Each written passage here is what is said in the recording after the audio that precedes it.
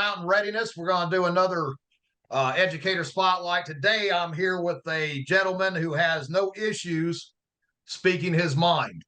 There's no doubt about that. Here with Leeson Strategic, Mr. Kevin Blackburn. Kevin, welcome to our show, and appreciate you coming on, man. Oh, thanks. I'm happy to be here, man. Happy to be here. So Mountain Readiness. Well, actually, let's start out with Leeson Strategic. So Leeson Strategic was neat. You actually that name came in honor of your father, is Yeah, what I was reading. Tell us yeah. about that. That's awesome. So I was very, very, very thankfully not named William Lee Blackburn the third. My dad was a junior, but my dad and I, my parents split when I was young, but my dad and I remained close. He was always an amazing dad. Even though him and my mom were together, he was just a good father and a good dad. And Right.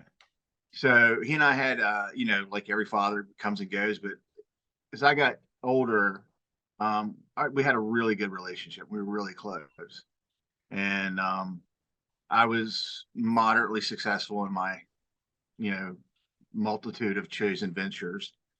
And yeah, so I always helped out when I could and did stuff. And he always told me he was proud of me, which was weird coming from a Right. dad.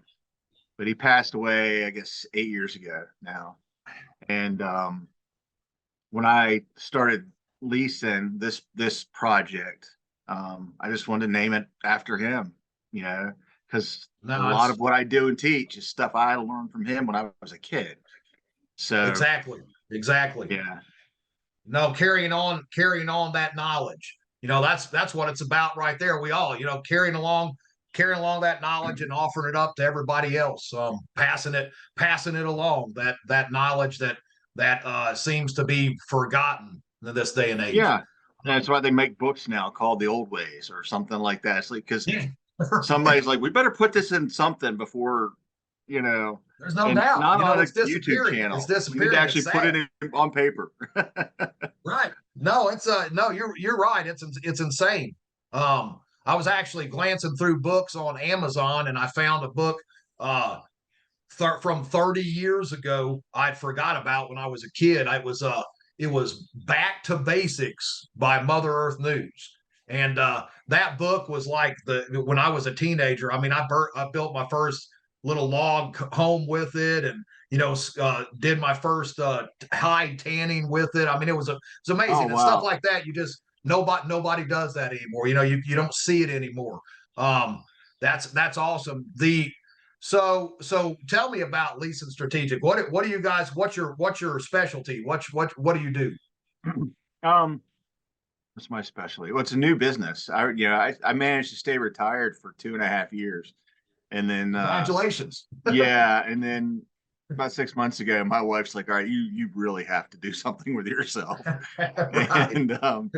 and I'm like, "All right." So I was like, "Well, this stuff is a part of my life that even most of my friends didn't realize, and it's just the way it is." But I was like, I wanted to teach. I miss teaching. When I was a paramedic and a firefighter, I loved teaching. Um, but I miss teaching. And it's like, all right, so what are you going to teach? And it just fell back on the stuff that I did with my dad as a kid, Right. the stuff he taught me and the stuff I learned in scouts, and then things I would end up learning later, relearning again, or in a different way in the military. Right. And so, but my big focus has always been probably just general readiness and, or what I call readiness. And then with a healthy dose of situational awareness Right. and Right. then first aid and, and what, and I guess how to manage a crisis, Right. individual classes. I have a bunch. My big, I think at Mountain Readiness, like we had mentioned, where I'm doing the first aid stuff. And I could teach first aid all day long, and be happy as a Great. lark. Well, and Um, it's super important. It's especially, it's one of those things because you're going to be doing the emergency first aid fundamentals, the yeah, basics, and then you're going to actually going to help people with putting together an actual first aid kit. And Yeah. first Yeah. For aid. God's sakes, build your own kit. Don't buy one. Oh yeah, no, hey, I'm victim. I'm victim of that. I bought a couple kits, and I'm like, wow, for the money I paid for that, that really is not a lot in that thing. That's a lot of little tiny band-aids. Yeah, no, that's but it is super important too because everybody has first aid kit, but and I have not delved into the first aid like I should. It should be Yeah. practiced just as much as the tactical side of stuff.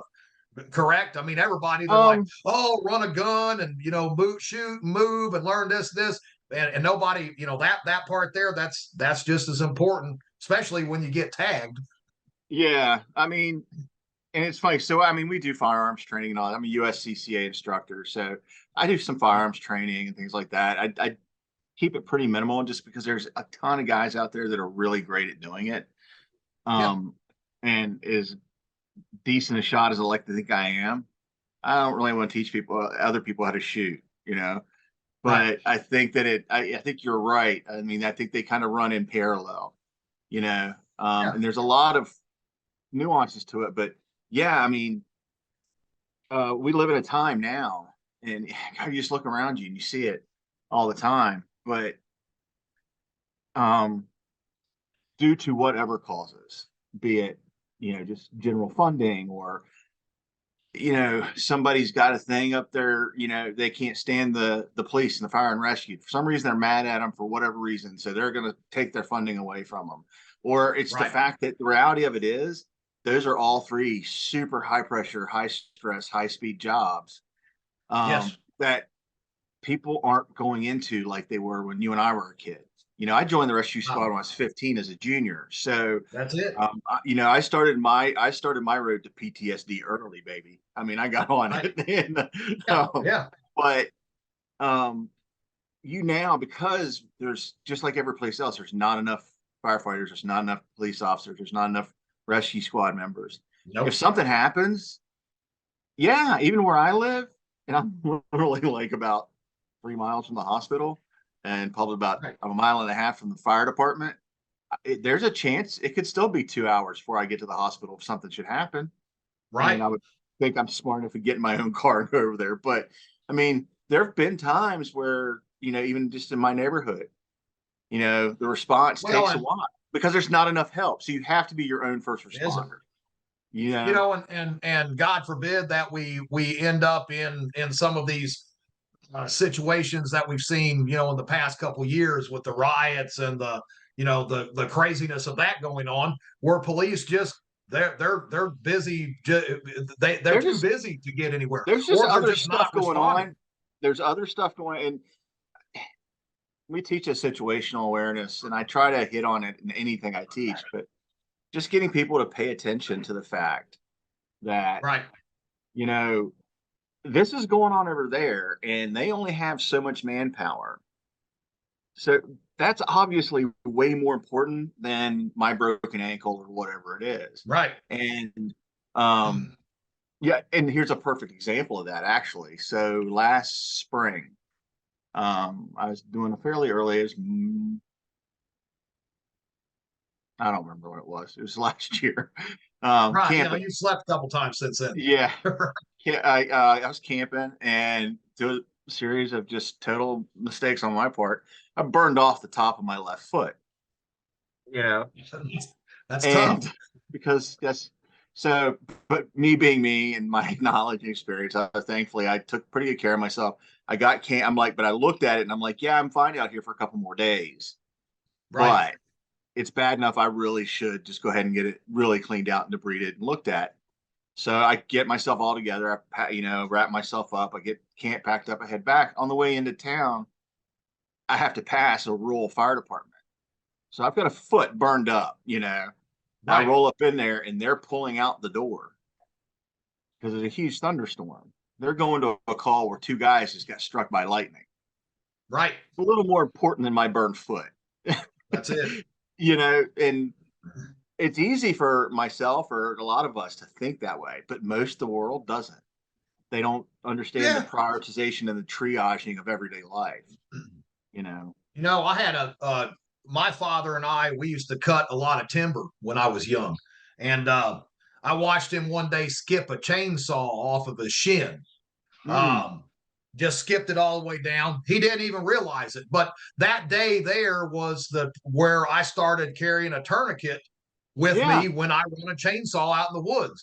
And it makes you think. I really liked your tag phrase.